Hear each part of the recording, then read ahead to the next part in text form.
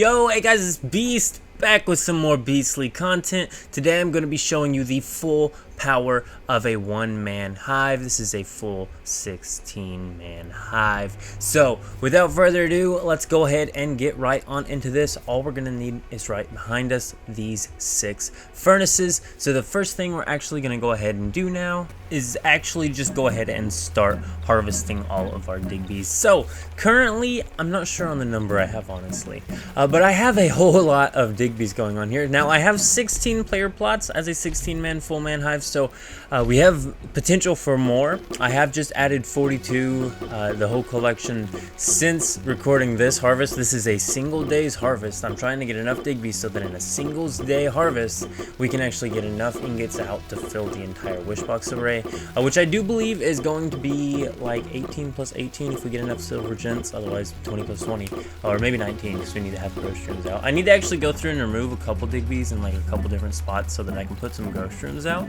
because I do still have crop facilities to build. There are 16 of them that I'm gonna have to build. I have 4 of them built, well, at least 4 started, 3 really kind of complete, but they're still needing water, and I don't have a purified water set up yet. But as you can see here, we're just currently going through and harvesting all of these Digbees. I don't know how many it is. It's probably at least 140 by now, I'm thinking, at least, because it actually fills my deviation slots just with the Digbees, and then I can't hold anymore until I put them out. So we're now going to go through the H37 setup. Now this was like 16 H37s or something like that. I put this up because I said, hey, why not? And then we also have a 40 setup of the paper dolls currently going on. Now all of this is like phase 1, phase 2, phase 3 of a one-man hive. So once again, this is a one-man hive. This isn't even perma server one-man hiving. This is just one-man hiving. This is stuff that I really didn't show enough of, I feel like, on my first run of the one-man hive, and I really wanted to show this to you this time. Was just being able to go through and collect all these paper dolls, all these H37s, and then doing the wish boxes with the ingots. And you don't have to do a single point of interest, and I have full tier 5 gear, max calibration, everything. I'm going to show you the entire process of how I got everything. Like I said, it's literally just Digbees, paper dolls. I had some H37s laying around. It looks like we're missing a couple paper dolls here on this array, so we need to get some more paper dolls out here, but I'm not sure if I even left room for silver gentlemen's or the extra dimensional space cat. I do have a video coming up on the silver gentleman. I'm going to cover like the 100% power all the time setup, because currently my Digbees are set up for that mostly. Now I think I broke one recently because I refreshed the cat or something, but I had them working for a minute and they were all at 100%, all of the ones that I actually have the silver gentlemen's on, and it's actually all to do with the traits on that. But aside from that, what we're actually doing now is we just disassembled all that stuff that we got from those paper dolls. As you can see, we got a ton of stuff. That was like 300 over there. I'm looking, this is a single day's worth of harvesting, but then we're just also going to go through here and smelt all of these ingots up right here. Now this is my furnace array. For now we have 6 furnace frogs, and then we have 6 of, I do believe some of them are 4 perks, some of them are 5 perks. Now, the one with that 5 perk, due to the location we're at and due to that we're only at -2 degrees, it's actually a slower furnace than my 4 perk furnaces. The furnace perk that actually boosts your smelt time based upon temperature, you need to make sure and actually get the temperature increase. So a solution could be something like a heater right by your furnaces or something. If I had all of my furnaces perked out to be a 5 perk, and I heard there's a 6 perk on Wave Winner. I'm not 100% sure on that though. We will see. I'm going to ask around on the server and see if I can't get some 6 perks soon enough. This might be our final furnace setup, but I'm honestly feeling like this is not enough furnaces. This is only a 6 furnace setup. We might try it with the perks, but honestly, I mean, I get done with this furnace and then I still have a little bit of time left over to, you know, actually do other things. So there are other things I can do. There's actually a ton of different things I can do with the number of player plots that I have. So you can set up an auto grocery room plot setup for every single one of your player plots, and they can all be individualized set up for like different ingredients. So say blueberries, for instance. I have a blueberries plot. We're going to be collecting 2,000 blueberries and handing it over to an alt just to allow it to level via blueberry soda. I'm going to throw it in the stove for that alt. It's going to have blueberry soda just crafted up at 100%, and the next time I actually get on that alt to do something, I'm just going to notice a completed craft notification, go over there and collect a ton of XP and be like, oh yeah, I made blueberry sodas, and then also I can sell those blueberry soldiers.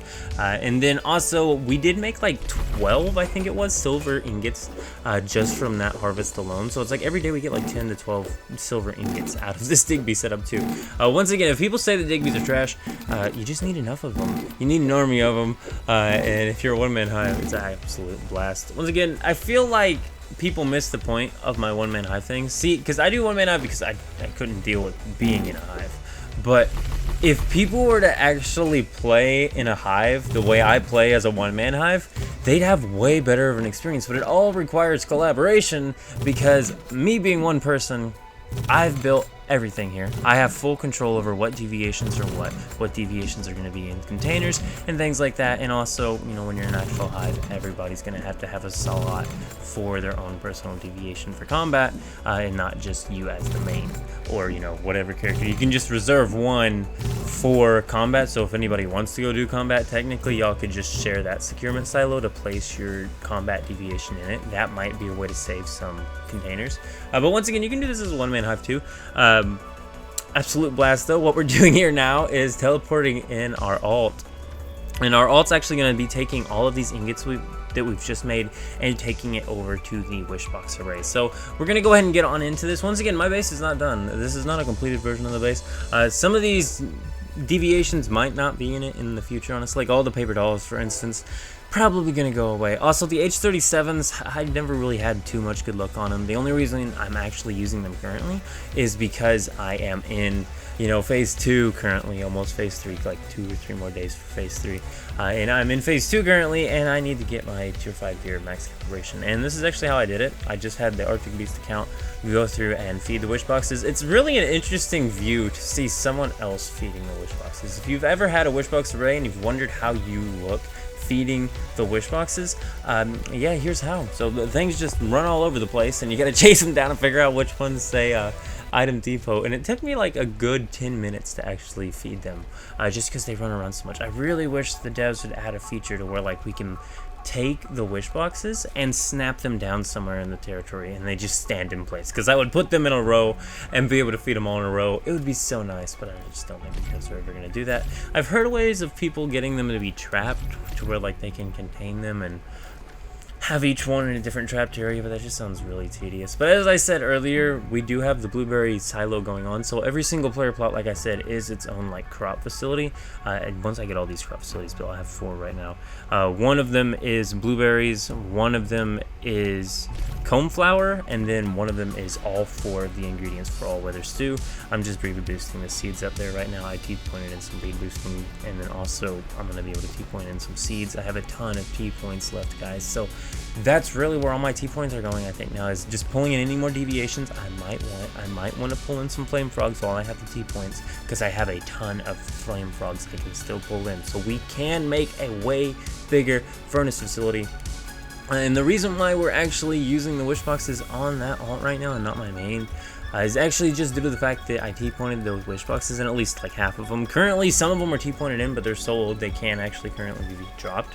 So I kind of dropped like all the droppable ones to one account and then T-pointed in the last of the wish boxes. So eventually, I'll be able to drop all of those and hand them over to my main. I'm also just going to continue to collect wish boxes, and I'm going to fill this entire array full of wish boxes.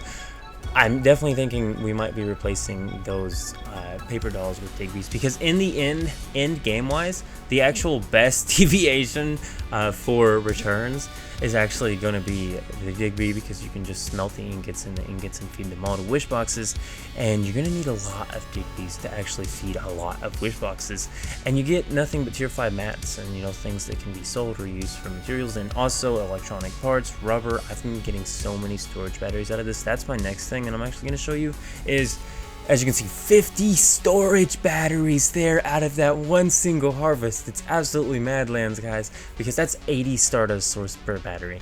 And all it requires is this Stardust refinery. They used to be called Stardust pumps. They're called Stardust refineries now. They still look like pumps, and there's still a grievance I have with this too. So, if you decided to make floating bases, why didn't you make it to where we can place things like pumps, stardust refineries and oil pumps, you know, the things that have to be placed on the ground. Why didn't you make it work we could place those on like the anti-gravity platform maybe, or maybe just the anti-gravity platform? I would be okay with that. If I had to build an anti-gravity platform and fit as many water pumps on it as I had to, and then build another one and was able to have floating water pumps or stardust refineries, I would do it in a heartbeat. It absolutely sucks that I have to go underneath my sky base and build my pumps and everything and then connect them upwards, and it's gonna make building this thing a nightmare. There's just my one grievance in all of this.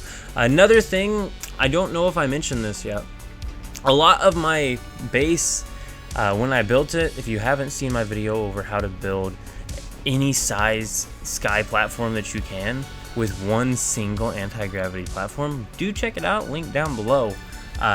The way you do that, you can actually continue to snap those walls on past the boundaries of your territory if you have another territory that you have both permissions in, i.e. your one-man hive. You can actually take all of those walls and run them across. You could literally technically do the entire set of base, like player base locations. But if you take those walls and you run all of those walls into one plot in order to place down like ceiling tiles on each of those different walls, you'll actually have building plots available in one single territory for multiple different accounts. So you'll be able to place all of your deviations in one more confined location. That's how my deviations are so close, and that's also why they're kind of so random, because actually I have like some deviation container silos in completely different player plots than the ones they're actually for, due to this. Now, it seems like a hive feature because you can actually even run like power lines this far across. Like as you can see here, this is a completely different player plot over here where I had to place the pumps, because the pumps have to be built on the player plot they are for, because there's nothing I can place them on that is from another territory plot. So when I go to power them, I have to run power to either, I'm going to build a power generator, probably just build a power generator over here. I'm also going to have to build like actual base stuff underneath here. So I might actually have to decorate underneath my sky platform, which once again is taking away from the floating base thing. And also another thing is, like, you still can't place your territory itself in the air. It has to be placed on the ground. So when you place it in an ocean, you got to look for a shallow ocean to start with, and this was the shallowest spot I could find. And only then can you build a sky base, but that also limits your build height on the sky base itself. So I'm not actually sure on how high we're going to be able to get stuff to go up on here, but there's a lot of building left, guys, on this. There's a lot of stuff left to do on this. I just wanted to show you how I got my tier 5 gear instantly max calibrated, and I didn't even leave my base. I mean, this is great. I love being a one man. It's honestly a blast. It's a completely different way of playing the game. That's what I keep trying to say, is that it's a completely different way of playing the game. Not because it puts you behind or anything, because you keep up. You keep up. You get your tier 5 gear. I mean, I have max calibration tier 5 gear and plenty of stardust source to spare. And my weapon's also max calibration, and I even got a calibration blueprint on the thing. I'm thinking I can even get calibration blueprints from the wish boxes, if I remember correctly, actually. So that's another thing. There's even calibration blueprints from these wish boxes. You can do everything with these wish boxes. Most overlooked deviation. And here's the final other thing I wanted to end this with. One of the final things. We got 2 silver gentlemen on one of our alts. So if you haven't seen my video over how to get the silver gentleman, link down below. I went on to one of my alts today, went through and did some of the missions, used 8 of the things for the unstable event, the H37 unstable capture event, and I got 2 of the silver gentlemen. So the next video is actually going to be how to get 100% energy all the time in your territories. I actually want to cover in detail like the traits and everything else, because I really haven't seen anybody cover that out. So here's the final thing I wanted to end you with. 40 more Digbees, well, 40 minus 6, so 34 more Digbees there, and then all of this can be Digbees as well. This is 40 more containers total, but 2 on each are going to be silver gentleman and the extra dimensional cat. And then also I need to add at least 1 grow room per deviation setup per, you know, area, because I want to have a grow facility on every single one of these. But without further ado, I'm gonna be collecting Digbees and building this. But I'm out. See yas. Keep it beast mode.